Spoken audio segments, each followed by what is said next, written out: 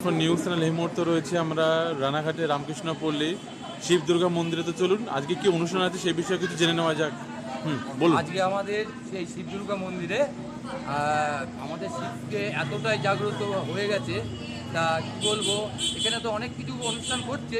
আজকে একটা বিয়ে অনুষ্ঠান আছে আমাদের, ওদের সবার ইচ্ছা আমাদের শিব মন্দিরে এসে তাদের এখানটা বিয়ে হবে। এখন বড় বউ চলেও এসছে, আমাদের এখানে একটা বিয়ে হবে।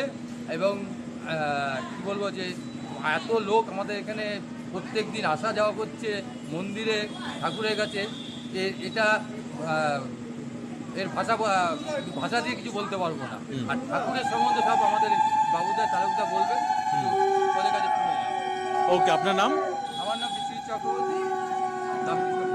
ওকে, ধন্যবাদ। বলুন। আচ্ছা, আমার নাম তারক চক্রবর্তী।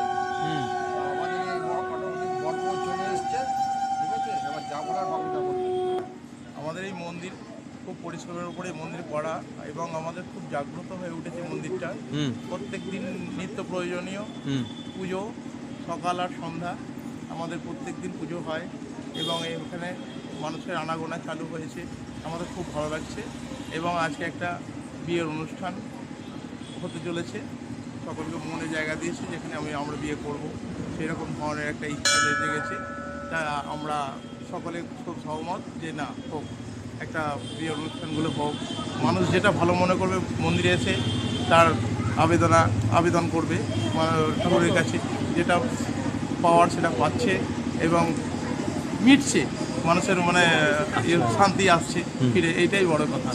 আমাদের মেয়েরা খুব খুশি, বা এখানকার মেয়ে বোনেরা, কাকিমা, দিদি, বৌদিরা সকলে পুরো রামকৃষ্ণ পল্লীর আশেপাশে সকলকে খুব ভালো রাখুন। সকলকে আমরা চাই সকল ভালো থাকুন। আপনার নাম? আমার নাম অশোক ঘোষ, রামকৃষ্ণ পল্লী নিবাসী। ওকে, ধন্যবাদ আনিলের পক্ষ থেকে।